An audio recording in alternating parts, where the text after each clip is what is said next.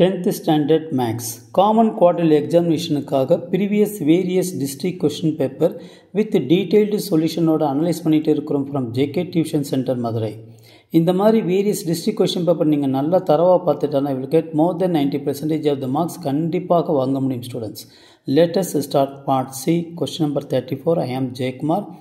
Discuss the nature of solutions of the following system of equations.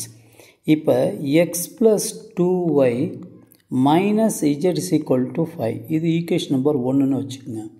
Okay, அப்போ x minus y plus z is equal to minus 2 இது equation number 2ன்னு வச்சுக்கோங்க. minus 5x minus 4y plus z is equal to minus 11 equation number 3ன்னு வச்சுக்கோங்க. இப்போ adding 1 and 2 ஒன்றையும் ரெண்டையும் add பண்ணுங்களேன். x plus 2y minus z is equal to 5.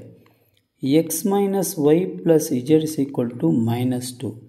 இது ரெண்டும் ஆட் பண்ணனா இதுவும் கேன்சல் ஆயிரும். 2x plus y is equal to 3. Okay, இது ஈக்குவேஷன் நம்பர் 4ன்னு வச்சுக்கோங்க. இப்போ ஆடிங்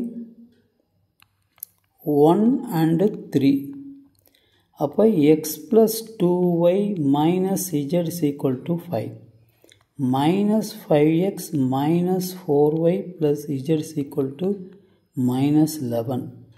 ரெண்டுமே ஆட் பண்ணுறீங்க, இதுவும் கேன்சல் ஆயிரும். minus 4x minus 2y is equal to minus 6 divided by minus 2. அப்போ 2x plus y is equal to 3. இது ஈக்குவேஷன் நம்பர் 5. இப்போ ஈக்குவேஷன் நம்பர் 4 minus 5 பண்ணுங்களேன். அப்போ 2x plus y is equal to 3.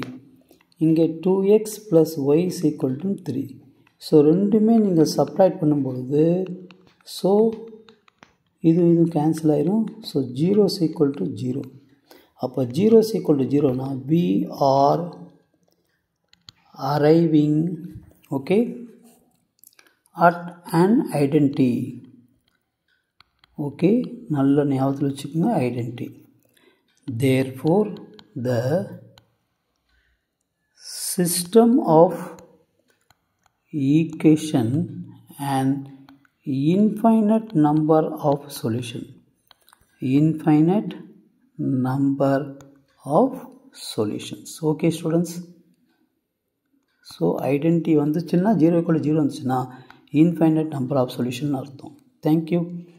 Share பண்ணுங்கள், plus like பண்ணுங்கள், plus subscribe பண்ணிவிட்டு பாருங்கள் students. Thank you. All the best.